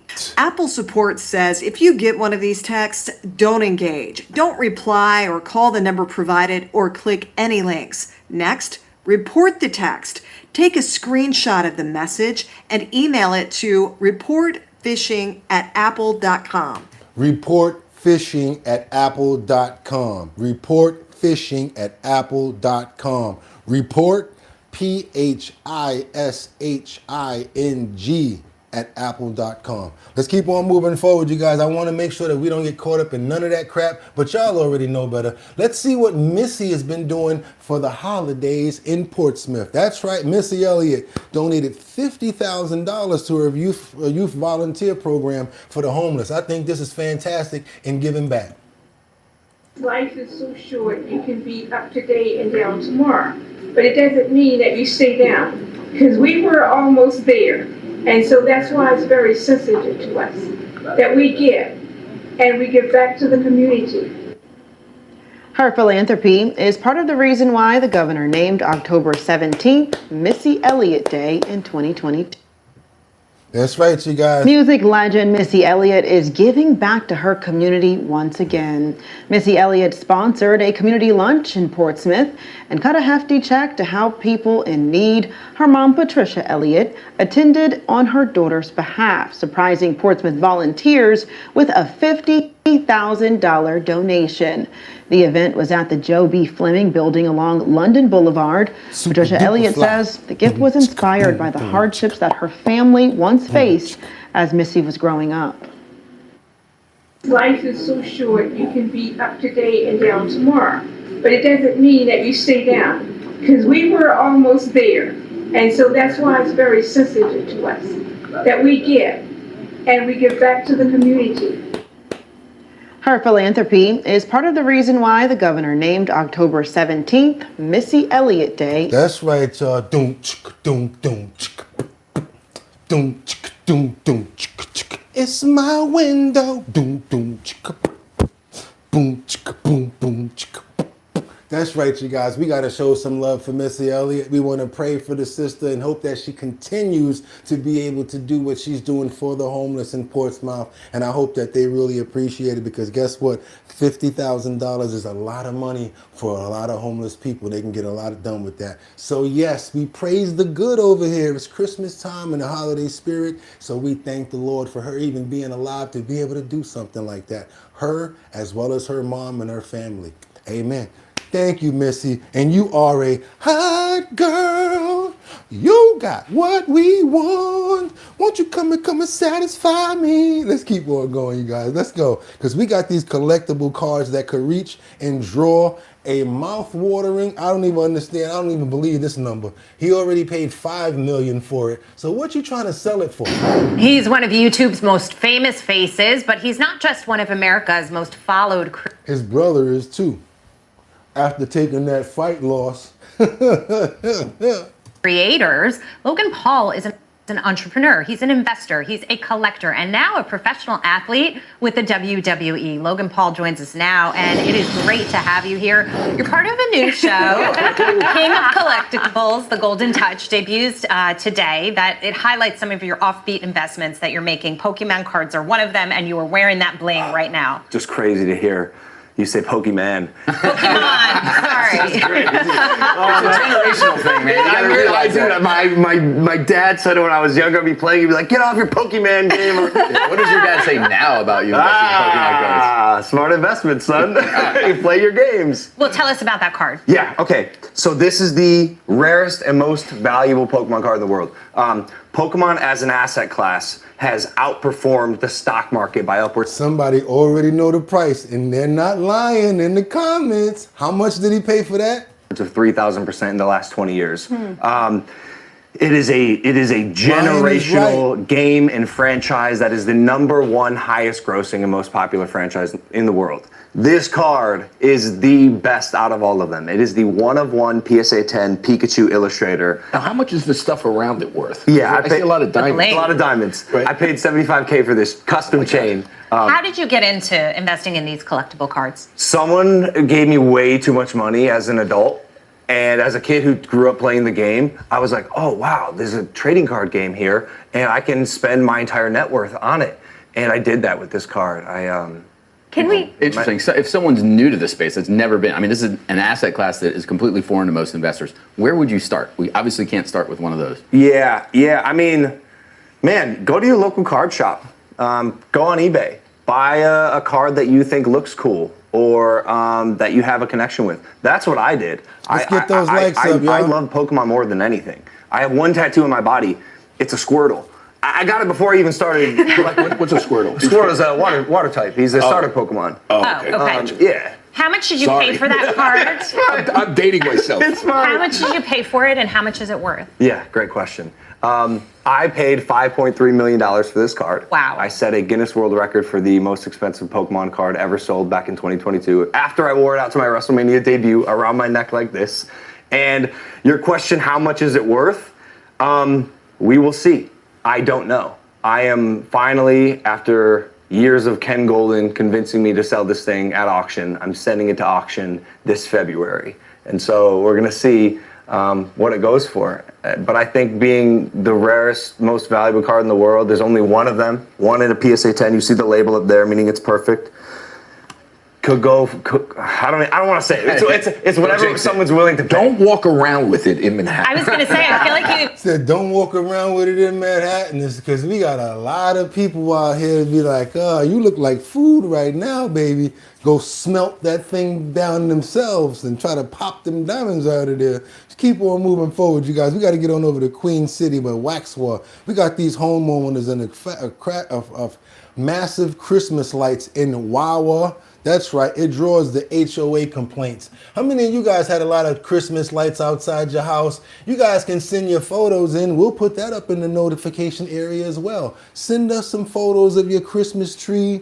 Send us some photos of your Christmas lights. We'd like to see that. Let's keep on moving forward, you guys. Let's go. A Waxhaw man says many people who drive by his home love to see his Christmas light display. But according to letters he's received, some neighbors are not as positive. Queen City News reporter Shakira Speaks gives us a look at the huge LED display and the stir it is causing. This is syncing with a playlist of 15 Christmas songs. It's 100% beautiful. Despite the happiness viewers say they feel from watching the show, the homeowner says his display caused a bit of a stir with his homeowners association board. He says they've complained it brings too many unwanted visitors to the neighborhood. That's the argument. They say this is all private property. Our roads are owned by our HOA, so they're technically not public. However, if you're coming through here to deliver something, to visit somebody, to do anything, the roads are... Bro, you know your joint is going to go viral. You know people are going to do whatever they can to get up there with their kids. We're going to go to the light place, the lighthouse. The roads, I mean, they're throughways. They're right-of-ways for people to pass. H+our says the HOA board sent him a letter addressing their complaint. He declined to show the letter in case of any possible litigation. We looked at the HOA's bylaws and nothing explicitly prohibited homeowners from operating any entertainment show. I always do Halloween and Christmas. So did they have an issue for Halloween? No complaints. Nothing I believe I'm doing here is impacting the neighbors, impacting the neighborhood, or against rules and regulations. Well, you know you're going to have some Karens, and then you got some people that probably have real verifiable complaints as far as like you shouldn't be on their property, why you got people over here and all of that. You guys know what I'm talking about. Let's keep on moving forward. And again, if you guys appreciate the content that you're getting right now, why haven't you subscribed already? Become a member of the show. Hit that notification bell down there so that you know we're on, because now we got to go on over to North Carolina where this mom receives a beautiful Christmas gift after escaping a home fire. Let's get into it, you guys. Check this out. There are people out here with good hearts. Let's go. Let's get into it. I would describe it as, I think, unbelievable. A stunned North County mom reflecting on an early Christmas surprise. We first met Violetta Nieto 2 weeks ago after she and her newborn daughter escaped a fire in Fallbrook. You can see it burned down her mobile home. Well, tonight, ABC 10 News reporter Michael Chen follows through with the early Christmas delivery she received after a viewer saw our story. These are some of the new baby supplies for Violetta Nieto and her newborn girl. ABC 10 News viewers stepping up after a fire claimed everything they owned, and that help included a Christmas surprise. When you saw the items that were being delivered, your first reaction? Is this for real? Nieto calls the scene that unfolded near the remnants of her burned home in Fallbrook Tuesday overwhelming. I would describe it as, I think, unbelievable. I first met Nieto more than 2 weeks ago. Just started like sparking up in like on the bottom drawer. As she described the smoke and flames in her bedroom as she nursed her 4-day-old daughter. They got out in time, but minutes later, fire had consumed her trailer and all of their belongings. Everything was in there my whole life. Including all the baby supplies. Nieto didn't have renter's insurance. After our story aired, donations poured into a GoFundMe campaign, now at more than $17,000. This is what I try to tell you guys all the time. Sometimes we have 1,000 people, 5,000 people, whatever like that, right? All of those people, guess what? $1 from everybody would help out. Shit, even me. I mean, come on. That's what I'm trying to talk about. But collectively, this is how you help people. The name of the GoFundMe, let's try to get the information here. It's Pamela D. Let's try to get the name of this GoFundMe because hopefully we can try to get it over more than $17,000. Let's try to kick in. I just want to say thank you, and it's really appreciated. Among the people who saw the story was Marlo Martinez, who leads a local foundation helping disadvantaged youth. For the past decade, the group has surprised one family each year with Christmas gifts in a campaign dubbed Operation Surprise Christmas. This year, they picked Nieto, and after collecting donations, Martinez and his team showed up while Nieto was at the site of her burned home. Clothes and blankets, and then I have lots of diapers. And delivered 3 truckfuls of baby supplies, from a crib and bathtub to clothes, diapers, and books. I was just thinking, I'm like, oh my God, I already have her Christmas gifts for a few years. And during those future holidays, the memory of this year's special delivery will always make her smile. I'm actually excited, that it's Christmas. I wasn't feeling like this a few weeks ago. I definitely see that there's still love, hope, and that the community they showed their support. Michael Chen, ABC 10 News. I think they need to do one more step, and you guys, everybody in the chat probably believes me and understand what I'm about to say here. They need to get them a place to stay. They need to either get them another trailer, a nice place to stay, maybe an apartment, a home or something like that. That would be a beautiful end to that story, you guys. Let me see what I got for you guys over here. I got one more thing I'd like you guys to see. Let me see. Do I got it? Okay, yes. This is what I want you guys to see.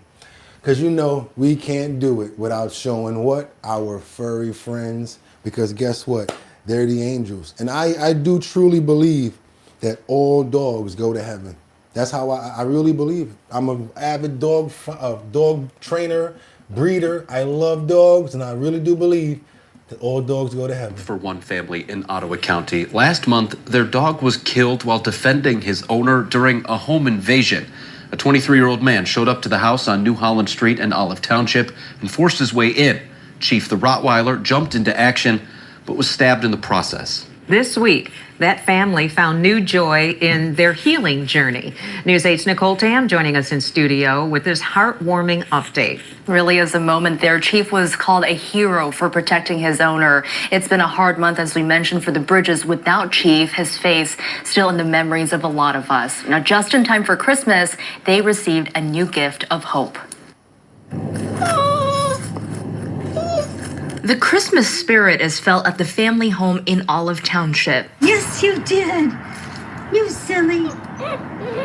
With the joys of puppy training. Olden, the 7-week-old Rottweiler, is embracing puppyhood, a little bit of leash biting and potty training. Yes, he's a good boy. Yes.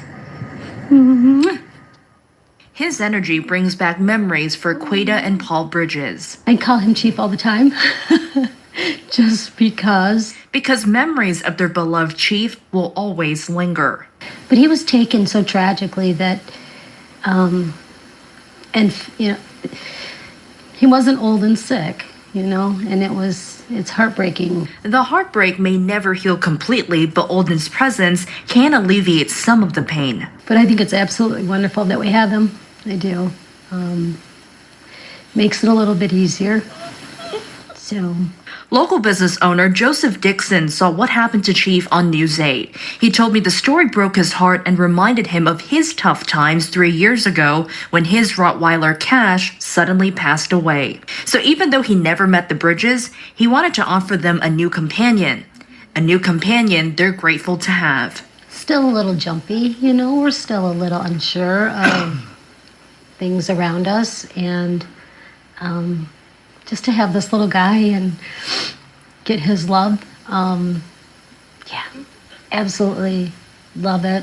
A lot of love for their new family member. As for the name, we just always name our dogs something, that we just popped into our head. And we had been watching the Vikings on TV, and I had heard about Odin. What is it? Sometimes things just click, just like the Bridges' love for Olden as they did with Chief. Because life's better with a Rottweiler. Nicole Tam, News 8. That's right, you guys. Now, they say with a Rottweiler, I'm going to say with a pit bull because that's my favorite dog. But if you guys are trying to make some money, hit that link in the description and you'll be able to make up to not one, not two, but $300 today on some surveys. That's right. I'm giving back at the season of Christmas like we do every single day anyway. So that's right, you guys. Go to the link in the description and you will be able to do two surveys up to $300. You'll make some money and I'll make some money too. Also, if you haven't subscribed to the channel, what are you waiting for? We're on our way to 70,000 subscribers and you guys need to be right there with us when we crack it. Let's keep on moving forward, you guys. Also, this is a great time to hit that like button, hit the membership, turn on that notification bell so that you know when we're on. Also, if you're trying to promote your business and get your business out there, that's what we're about over here too. Send in your promo. It has to be in 1080 by 1080 size frame because that's the only size that YouTube is going to accept. Also, guess what we got coming up? The Show Your Talent search. And I love the way we expanded this talent search. How did I expand it? Had to add it to the internet. Why?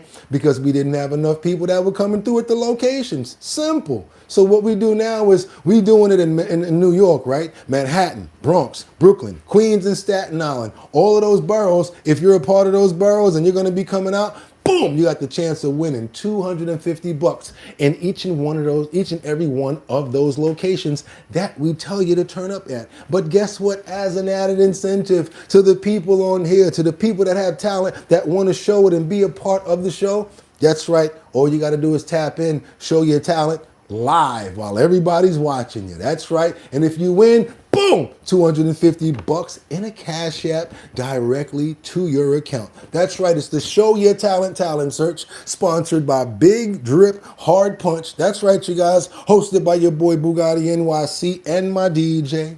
DJ Don Dada, formerly of Black Ink Crew. How are we doing it? We're doing all 5 boroughs, plus we're doing the online. And as we finalize, and we're going to bring everybody together to one final location to win the grand prize of $1,000. That's right. That's why you see that down there, because after everybody comes together and we do the finale, we got one group or person that's going to be able to win $1,000 on top of the $250 that they've already made. That's right. Show Your Talent search. You guys want to be a part of that? Go to the website, www.drinkbigdrip.com. That's www.drinkbigdrip.com. Go to the first page, put your email address in, and you're going to get updates on every single place that we're going to be at. Also, if you want to send in an email, you want to send in your promo, you want to send in a comment, you want to send in show suggestions, that's going to be at bridgethisllc@gmail.com. That's bridgethisllc@gmail.com. That's directly to me. And you guys, if you want to send me an email, that's my email address. Sam Champion, anybody here who's been here for a certain amount of time, we've already been doing the Our Bottom Line decals. Whoever doesn't have a decal and you guys are already a member to the show for longer than 2 months, please send me your mailing address so that you can get your Our Bottom Line decal. That's right, that's the Our Bottom Line purple official decal right there. Whoever doesn't have one, if you remember, send an email, bridgethisllc@gmail.com. Give me your give me your mailing address, and I will definitely send you your decal. If Sam Champion, certain people, Kendra Walker, Rebecca Lanyan Bueno. We also have people like Miss Swanza, Casey, Liberty and Justice, Terry Cohn, Jay Cricket, Sky. If any one of you guys would like to start the pool with let's say the Virginia Dufresne book that I've already finished, yes, I want to share the physical book with you guys. Send me your mailing address. You got to pay for the shipping though, because I ain't going to pay for the shipping. I already bought the book. I will send you the copy of this book right here. It's already one that we've already completed here in Our Bottom Line. I've already read it. It's the Nobody's Girl book by Virginia Dufresne. I like to share information. I like to share what is it doing down there since I've already read it. That's right. I don't want to stack books up. want to send it out to you guys. So if you remember, I want you to send me an address and I'll make sure that you guys get this book as well. I'm going to select the person, but I think the right person is going to be in the comments or send an email to bridgethisllc@gmail.com for your decals, suggestions, and much more. And guess what, guys? It's Friday, boom, boom. Just got paid, boom, boom. Friday night, boom, boom. Party hunting, feeling right. Booty shaking. That's right, you guys. And I'm thinking about doing a spotlight at 6 o'clock today. I'm not sure, but stay tuned. If you see that bat signal that goes up today that says we're going to be doing a 6 o'clock hour of spotlight, that means that you guys are going to see me again at 6 p.m. New York time. And guess what we got to do right now? We got to get those prayers out for every single person that's leaving, and we got to make sure that you're covered for the season of giving and the season of love. I want you guys to stay healthy. I want you guys to have a great time with your families. Don't get caught up in any little small arguments and things of that nature. Let's just brush it off. No road rage. We're going to just let them win, and we're going to just keep on singing our Christmas song as we go down the road and get safely to where we have to go. We want to pray for Rebecca, Lanya, and Buena to make sure that you're having a great day as well as very healthy. Brian, Audrey, Liberty and Justice, Sky. I see you stayed, Liberty. I see you stayed. We got Jeffrey up in the building. We got Jay Cricket. I love your activity and I appreciate you so much. I got to start checking in on you, bro, but I see you're real active in the comments, so I got to step you up and I got to pay attention to you. God bless you. Batty Lynn, Dustin, you too. I see you in here very active and I love and appreciate you too. And I thank you for being a member. That's right, you guys. Also, Black Mass. We got Fred James, Sky, Miss Swanza. Come on, Miss Swanza. There you go. What's up, Fitch? Hey, Jay Wood. Who that T got game? Yeah, I know T got game. What's up, T? How you doing? Eric Cooper, W4. God bless you. And fantastic prayers up to you and your family. Heavy. We already talking about Jeffrey. I see you in the building. John and Sky. Also Kendra Walker. Can't forget Tenmagen. Can't forget everybody who's been here since day one.